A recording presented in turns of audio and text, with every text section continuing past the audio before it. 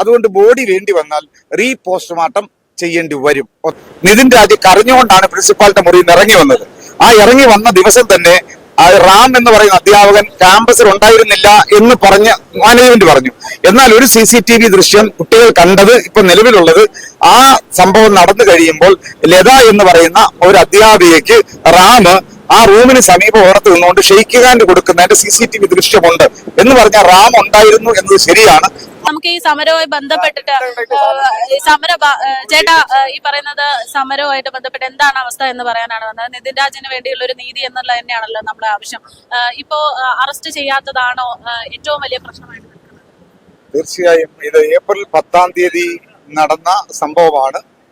Postmortem റിപ്പോർട്ടിന്റെയും അവിടെയുള്ള CCTV ദൃശ്യങ്ങൾ കുട്ടികൾ കണ്ടതും ഒക്കെ വെച്ച് നോക്കുമ്പോൾ മൊത്തം കേസിന്റെ കിടപ്പും വെച്ച് ഇത് സൂയിസൈഡ് അല്ല എന്നും വളരെ കൃത്യമായി മർദ്ദിച്ച് കൊലപ്പെടുത്തിയതാണെന്നുള്ളതിന്റെ സൂചനകൾ കൂടുതലാണ്. പോസ്റ്റ്മോർട്ടം റിപ്പോർട്ടിനകത്ത് വളരെ കൃത്യമാണ്. ഏതോ ടൂൾ ഉപയോഗിച്ച് നന്നായിട്ട് ആക്രമിച്ചിട്ടുണ്ട്. ഇന്റേണൽ ബ്ലീഡിങ് സംഭവിച്ചിരിക്കുന്നു. അതുകൊണ്ട് ഇതിനകത്ത് കുറച്ചുകൂടെ ഫോറൻസിക് ആയിട്ടുള്ള എവിഡൻസുകൾ പുറത്തു വരണം. ഒന്ന്, അതുകൊണ്ട് തന്നെ അന്വേഷണം വളരെ ഗൗരവത്തോടെ നടത്തേണ്ട ഒന്നാണ്. ഒരുപക്ഷെ റീപോസ്റ്റ്മോർട്ടം അടക്കം ആവശ്യമുള്ള ഒരു കാര്യമാണ്. ഒന്ന്. രണ്ടാമത്, ഇത് നിതിൻ രാജ് സൂയിസൈഡ് ചെയ്തല്ല എന്നുള്ളതിന് ഒന്നും സൂയിസൈഡ് നോട്ടില്ല. രണ്ട്, വളരെ മിടുക്കനായിട്ടുള്ള വളരെ കോൺഫിഡൻസ് ഉള്ള ഒരു സ്റ്റുഡന്റ് ആയിരുന്നു. ഈവൻ അധ്യാപകരുടെ പോലും തെറ്റായ പ്രാക്ടീസുകളെ മറ്റു വിദ്യാർത്ഥികൾക്ക് വേണ്ടി കൂടി ചലഞ്ച് ചെയ്ത ഒരു ബോൾഡ് സ്റ്റുഡന്റ് ആയിരുന്നു. അപ്പൊ സ്വാഭാവികമായിട്ടും വേറൊരു ഓപ്ഷൻ, സൂയിസൈഡ് പോലുള്ള ഒരു പിൻവാങ്ങൽ ഓപ്ഷൻ അദ്ദേഹത്തിന് ഉണ്ടായിരുന്നില്ല. ഈ മരിച്ച ദിവസം പോലും വീട്ടിലേക്ക് വരാനും സഹോദരിമാരെ കാണാനും അച്ഛനും അമ്മയും കാണാൻ ആഗ്രഹിച്ച് എല്ലാം പ്രിപ്പയർ ചെയ്തിരുന്ന ഒരു കുട്ടിയുമാണ്. അപ്പൊ അങ്ങനെയുള്ള കാര്യങ്ങളെല്ലാം വെച്ച് നോക്കുമ്പോൾ ഇത് വളരെ കൃത്യമായ ഒരു മർഡറാണ്. ഓക്കെ, അത് കേവലം ഒരു മർഡർ അല്ല.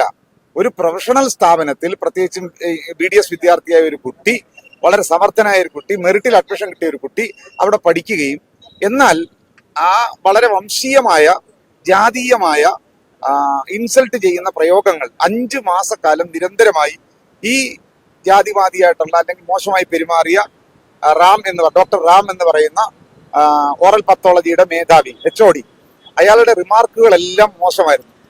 വളരെ ഡെറിഗേറ്ററി ആയിട്ടുള്ള പ്രയോഗങ്ങൾ, ഇൻസൾട്ടിങ് പ്രയോഗങ്ങൾ.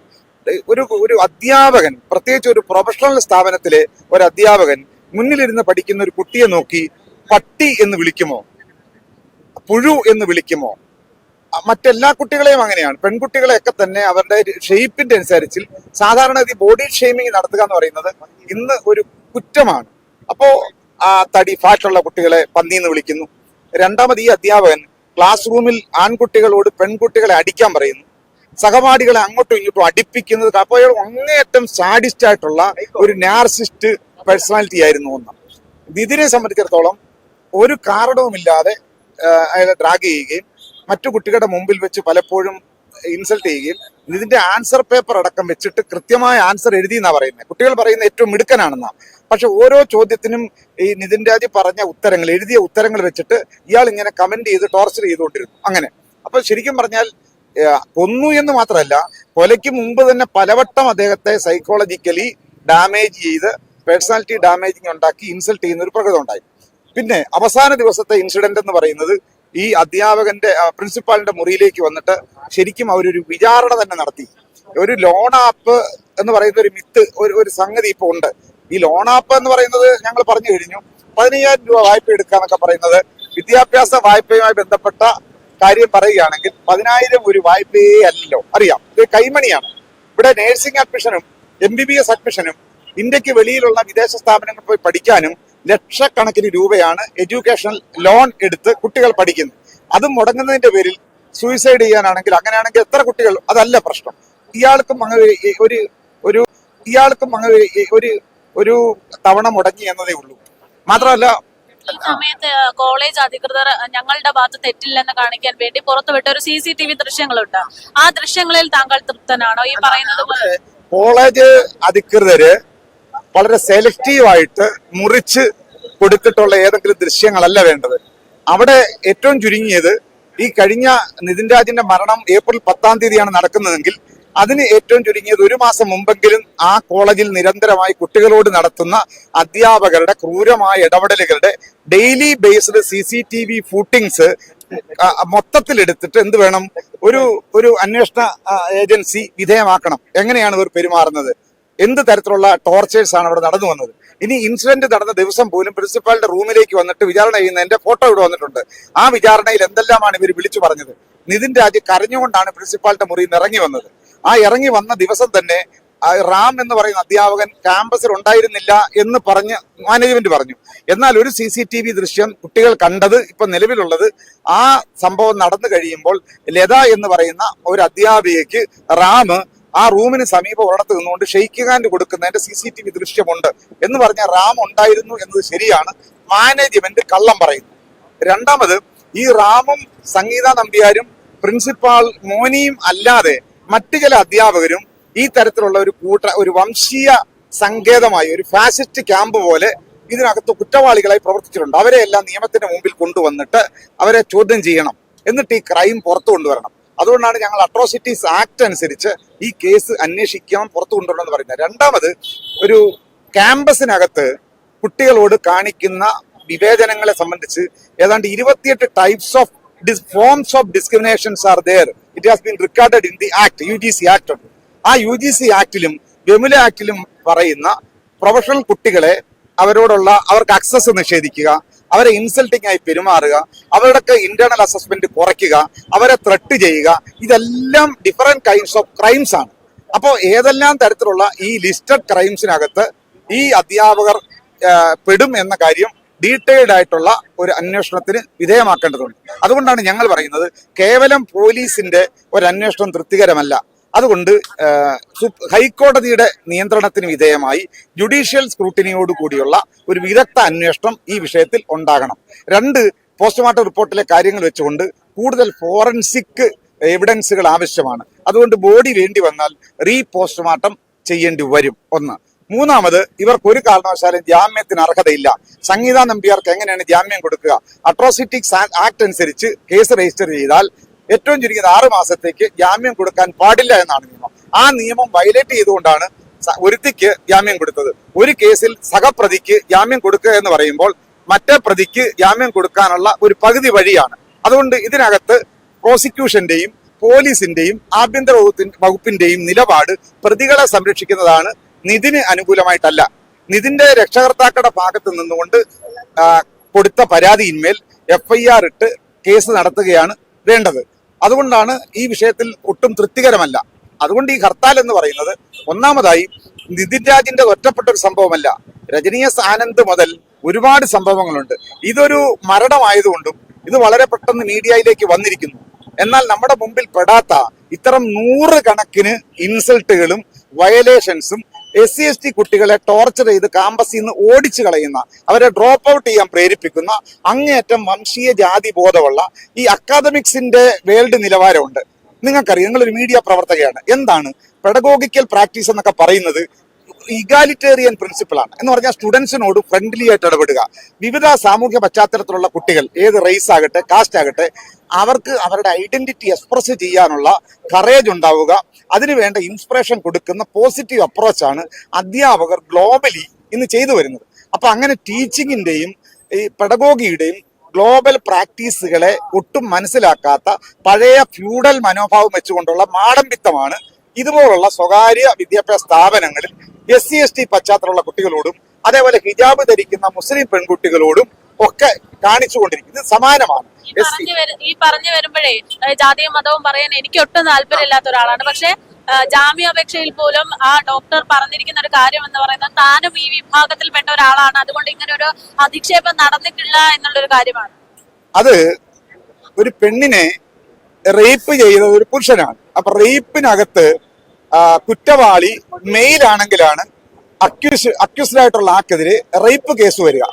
അപ്പോ ഒരു സ്ത്രീയെ ബലാത്സംഗം ചെയ്ത് പുരുഷൻ പറയുകയാണ്, ലിംഗപരിശോധന നടത്തിയ ഞാനും ഒരു പെണ്ണാണ് എന്ന് പറയുന്നത് നിയമത്തെ പരിഹസിക്കലാണ്. അതുപോലെയാണ് പിന്നോക്ക ജാതിയിൽപ്പെട്ട ഇച്ചിരി ഉയർന്ന ജാതിയിൽപ്പെട്ട റാം കൃത്രിമം കാണിച്ച് പണം കൊടുത്ത് അവിടെയുള്ള ട്രൈബൽ ലിസ്റ്റിൽ കയറാൻ ശ്രമിച്ച ശ്രമമാണ് അത് കോടതി അംഗീകരിച്ചില്ല. തലശ്ശേരി കോടതിയുടെ മുമ്പിൽ റാം SC അല്ല, റാം ST അല്ല, അയാൾ കള്ള സർട്ടിഫിക്കറ്റ് ഉണ്ടാക്കാൻ ശ്രമിച്ചത് എന്നുള്ളതിന്റെ തെളിവ് പ്രോസിക്യൂഷൻ കൊടുത്തിട്ടുണ്ട്, ഞങ്ങളുടെ കയ്യിലുമുണ്ട്. He is not SC.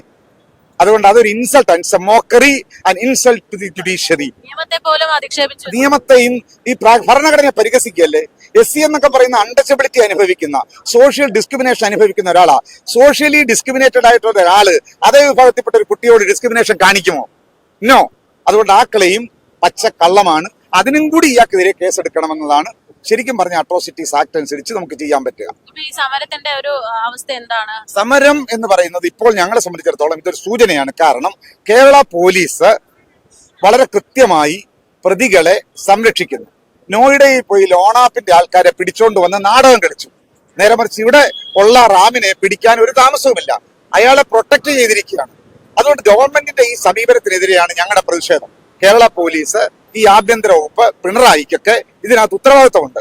അതുകൊണ്ട് ഈ വലിയ പ്രതിഷേധത്തിന്റെ മുമ്പിൽ കേരള ഗവൺമെന്റും പോലീസ് സംവിധാനവും എത്രയും വേഗം നിലപാട് മാറ്റിക്കൊണ്ട് ഈ കുറ്റവാളികളെ അറസ്റ്റ് ചെയ്യുമെന്നാണ് ഞങ്ങൾ പ്രതീക്ഷിക്കുന്നത്. അതിനുള്ളൊരു സൂചനയാണ് ഈ സമരം.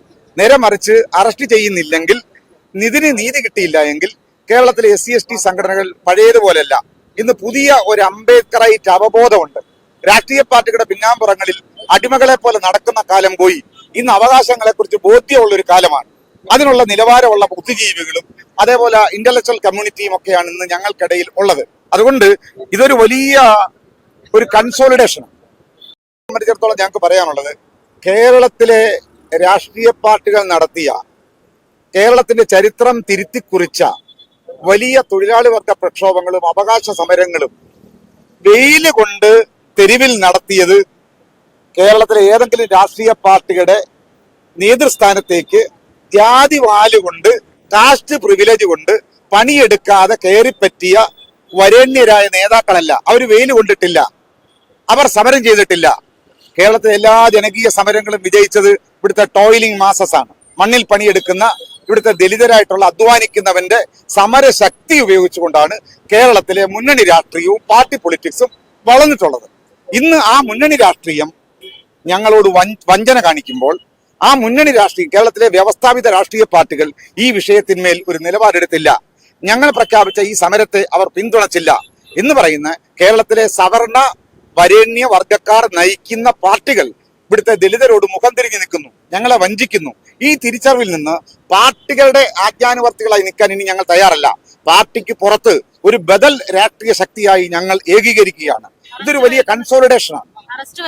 സർക്കാരിന്റെ ഇടപെടൽ തീർച്ചയായും സ്റ്റേറ്റ് പിന്തുണച്ചുകൊണ്ടിരിക്കുന്നു. ഗവൺമെന്റിന്റെ പൂർണ്ണമായ പ്രൊട്ടക്ഷൻ പ്രതികൾക്ക് കിട്ടുന്നു എന്നതുകൊണ്ട് മാത്രമാണ് അറസ്റ്റ് വൈകുന്നത് എന്ന് വ്യക്തമായി ഞങ്ങൾക്ക് ബോധ്യമുണ്ട്.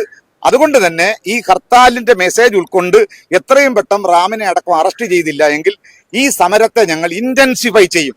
വളരെ ശക്തമായ പ്രക്ഷോഭ കൊടുങ്കാറ്റിന് കേരളം സാക്ഷ്യം വഹിക്കും. അത് ഒരുപക്ഷെ ഉത്തരേന്ത്യയിൽ അട്രോസിറ്റീസ് ആക്ട് 2018 വെള്ളം ചേർത്തു. ആ ചേർത്തപ്പോൾ അതിനെതിരെ ദളിതർ പ്രക്ഷോഭ രംഗത്തിറങ്ങി. 9 പേര് ഞങ്ങളിൽപ്പെട്ടവർ ഉത്തരേന്ത്യ രക്തസാക്ഷികളായി. സുപ്രീം കോടതി പറഞ്ഞു ഇതിന് ഒരു മാറ്റവും വരുത്തില്ല എന്ന്. പക്ഷേ ദളിതർ ഒറ്റക്കെട്ടായി തെരുവിലിറങ്ങിയപ്പോ നഷ്ടപ്പെടാനും ഭൂമിയും ഞങ്ങൾക്കില്ല, ഫ്ളാറ്റുകളല്ലേ ഉള്ളൂ, ഭൂമിയില്ല, അധികാര വിഭവമില്ല.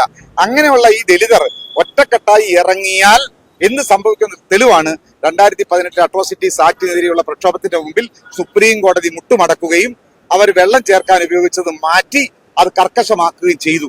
അപ്പോൾ ദളിതർ തെരുവിലിറങ്ങിയാൽ ആ സമരത്തിന് കേരളത്തിന്റെ മുഖച്ഛായ മാറ്റാൻ കഴിയും.